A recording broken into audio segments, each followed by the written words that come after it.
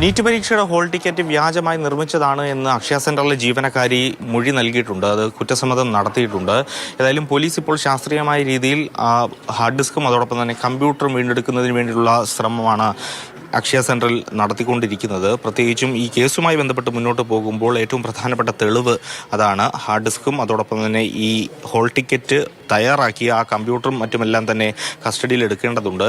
ഏതായാലും ഈ പോലീസിൽ നിന്ന് മനസ്സിലാക്കുന്നതനുസരിച്ച് ഇപ്പോൾ പുറത്തു വരുന്ന ഏറ്റവും പ്രധാനപ്പെട്ട കാര്യമെന്ന് പറയുന്നത് ഈ പരീക്ഷാ ഹോൾ ടിക്കറ്റ് ലഭിക്കുന്നതിന് വേണ്ടി ആ കുട്ടി നിരന്തരം ഇങ്ങോട്ടേക്ക് എത്തിയിരുന്നു. ആദ്യം 1800 രൂപ ഈ പരീക്ഷ രജിസ്ട്രേഷന് വേണ്ടി നൽകി. പക്ഷേ പരീക്ഷയ്ക്ക് ഈ അക്ഷയ സെന്ററിലെ ജീവനക്കാരി രജിസ്ട്രേഷൻ പൂർത്തിയാക്കിയില്ല. അതാണ് ഈ പ്രശ്നങ്ങൾക്കെല്ലാം തന്നെ തുടക്കം. അതിനുശേഷം ഈ നിരന്തരം ഈ കുട്ടിയും മാതാവും ഇവിടെ എത്തി ഹോൾ ടിക്കറ്റ് വേണമെന്നുള്ള കാര്യം ആവശ്യപ്പെട്ടിരുന്നു. പക്ഷേ അത് കൊടുക്കുന്നതിന് വേണ്ടി കഴിഞ്ഞില്ല. അങ്ങനെയാണ് വ്യാജമായി ഹോൾ ടിക്കറ്റ് നിർമ്മിക്കാമെന്നൊരു തീരുമാനത്തിലേക്ക് ഈ അക്ഷയ സെന്ററിലെ ജീവനക്കാരിയായിട്ടുള്ള ഗ്രീഷ്മ എത്തുന്നത്.